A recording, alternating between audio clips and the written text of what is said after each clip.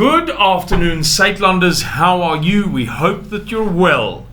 Today is not for the first time. We've done a few videos today, the 17th of February 2021. And I want to talk to you about an article that was written quite some time ago on the 14th of August last year. September, October, November, December, January, February, 6 months ago. And I read it at the time and then lost it somehow, but I found it again, and I really think it's worth going through with you. By the way, we have a little bit of work going on in the studio, so there's a slight noise in the background. I hope that it's not too much for you and that you don't find it terribly distracting, but I wanted to do this video now and get it done before the end of the day, and well, not tomorrow, because tomorrow is going to be a bit of a busy day. So let's crack on. The article appeared in BizNews, and it was written by Magnus Haystack of Brenthurst Wealth, the renowned economist, who has in the past been accused of exaggerating, of getting people worked up for nothing, of creating storms in teacups and similar things. Perhaps not those exact words, but certainly that exact spirit.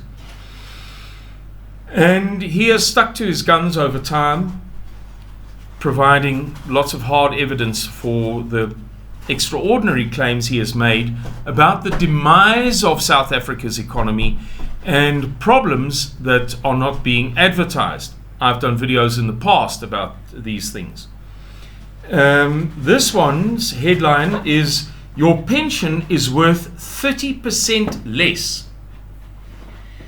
And this makes for extremely sobering reading. Just listen to this. I'm going to read through practically the entire thing. Be a little bit patient. If it is not ratings agencies like Fitch and Moody's warning about the country's rising debt, it is independent economists like Mike Schuessler who warn that South Africa is in an economic mess that will take years to recover from. The SA economy was in recession before the outbreak of the COVID-19 pandemic, and the downgrade to junk status by Moody's was pretty much the final nail in the coffin. He's obviously referring to that junk status rating from last year. And then the ANC introduced lockdown measures and draconian rules, making matters far worse. Some of you will remember that in January or February of last year, late January or February of last year, we Suidlanders, after much internal discussion and consideration by Mr. Miller and so on, warned you or forewarned you that if the pandemic, if the COVID-19 arrived on South African shores, no matter how bad it got, the greatest threat to us would not lie in the disease or the illness itself, but in lockdown measures such as we were then seeing being implemented in China and other places in the world. And it's to that Magnus Haystack is referring. He goes on, "The economic consequences of mismanagement, theft and corruption of the past 10 to 15 years are now evident everywhere, whether on a macroeconomic level as reflected at unemployment, now at 30% of the total population."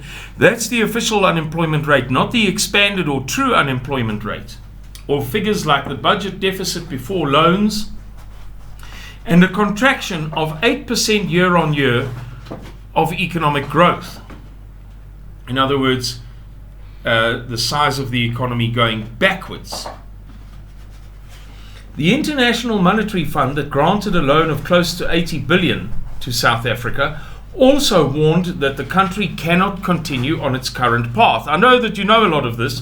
I'm really just using this stuff to sketch the background before we come to the main point. It's unbelievable. Yet many of the country's asset managers, managing assets of about 8 trillion in pension funds and other investments, on behalf of members and investors, remain largely silent about the economic decline. For how long have we made that accusation? They have the most accurate numbers. They possess the most accurate figures to show the impact of the economic catastrophe. But they're not doing so, is what he implies.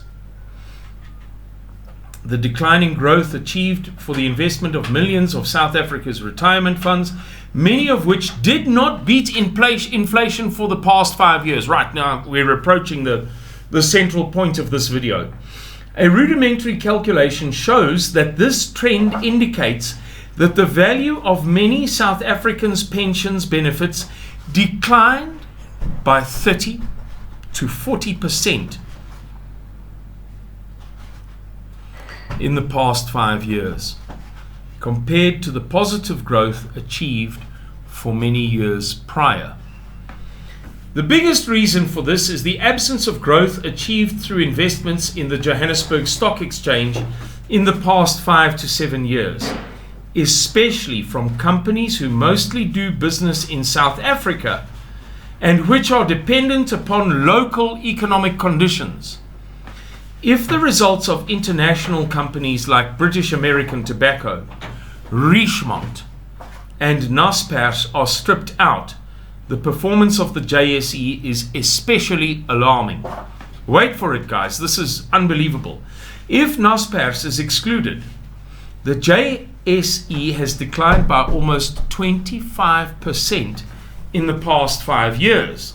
This is reflected in the share price levels of several local companies, especially in the property and manufacturing sectors. By comparison, international assets delivered growth of between 15 and 20% per annum for the past 10 years, and in certain sectors like technology, even higher growth. The problem is exacerbated by Regulation 28 of the Pensions Act, which prescribes the level of exposure to offshore assets that pension funds, South African pension funds, are allowed. This exposure has been limited to 30% since 2011, with an additional 10% allowed for African investments. The problem is exacerbated by Regulation 28 of the Pensions Act, which prescribes the level of exposure to offshore assets that pension funds are allowed. In other words, the pension funds may only invest a certain proportion of their assets overseas, outside of South Africa. This exposure has been limited to 30% since 2011. So since 2011, Regulation 28 of the Pensions Act has prescribed to pension funds that they can't invest more than 30% of the pension funds overseas, with an additional 10% allowed for African investments. So they're not allowed to invest more than 30% of their total assets in Canada, the United States, Mexico, Colombia, Peru, China, Kazakhstan, Tajikistan, wherever, outside of South Africa. But they may invest another 10% specifically in Africa. Okie dokes. That makes simple sense. And he makes the point that those African investments are not performing very well. The result that many people are now beginning to realize is that there has not been much growth in the values of their pension funds. I receive many messages from investors complaining that the rand value of their retirement annuities shows little growth or decline. He then says, note this example, and he provides an example below, of the performance of retirement funds of one of the big three insurance companies in South Africa. So what is that? Liberty, Sanlam, and Old Mutual. It clearly shows, and he provides the graphs and things here. You can look this up yourself. At the beginning of the video, I told you all about it. You've got the search terms. Biz News. I gave you the title of the article by Magnus Haystack. You'll find it easily. You can read the graph for yourself. It clearly shows that the fund achieved negative growth every single year for the past 5 years. it clearly shows that the fund achieved negative growth every year for the past 5 years, which translates into a 25% decline in inflation-adjusted net value. I don't speak as an economist. I don't speak as somebody who got a BCom degree at university. But I think that this is fairly easy to understand. The net value of the fund declined by 25% exactly once it's adjusted for inflation. So let's say it was worth 100 Rand and it could buy 10 loaves of bread. 5 years later, it's worth whatever, 90 Rand, 100 Rand, 100 billion Rand, it doesn't matter. It can only buy 7.5 loaves of bread. Which confirms my estimation, says Magnus Haystack, that most savers using traditional retirement funds have realized declines of 20 to 30% in the past 5 years. This example may be extreme, but it shows the sad state of affairs. If one looks at the average return of the Regulation 28 funds of the SA unit trust industry, as compiled by MoneyMate, blah, blah, blah, blah, blah, it is evident that no category of funds, being low, medium, and high exposure to equities, stocks, shares, beat inflation in the past 5 years. Also, these numbers do not reflect administration or advice costs, which will add to the lower return figure, or which will add to a lower return figure. This is very disturbing reading, guys, and if you have a pension, if you have pension investments, or if you're drawing a pension, I recommend very strongly that you look for this article on BizNews, published on the 14th of August 2020 and written by Magnus Haystack, entitled "Your Pension is Worth 30% Less." Wow. I'm looking at the figures here and He goes on to say something quite interesting. This retirement crisis does not attract a lot of media coverage. Most retirement-related articles encourage investors to save more, which is sound advice, but fail to highlight the shortcomings of several instruments that have not delivered much or no growth for 5 years. In other words, articles about pensions and retirement-related things are not telling the whole truth, is what he's saying. The refrain that investors must think long-term is all good and well, he says, but 5 years of poor performance is long enough. Furthermore, it is not useful to use figures that show that the JSE beat world markets for 20 years. That was thanks to a bull market between 2002 and 2007, supported by a commodities bull market, which has since collapsed. So he's saying that it's well and good to say that over the past 20 years, the JSE has been better than average, but it's because of something that happened over a 5-year period between 2002 and 2007.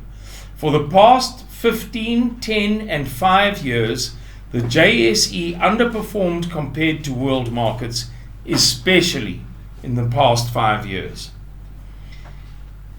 Sure, what else is there to say? I think that's about it, guys, and this video has been fairly long. So I invite you, not for the first time, to go and have a look yourself. Read it for yourself. It makes fascinating reading, and of course it is cause for very great concern, and it contributes to the narrative, the general theme, the leitmotif of videos that we've been making in recent days and past few weeks about economic crisis, economic challenge, economic catastrophe, economic ill boding in South Africa in 2021. Thank you very much for watching this video. If you liked it, please press the thumbs up, like the video. It's important. It strengthens us. Share the video, subscribe to the channel, and we'll speak to you again very, very soon.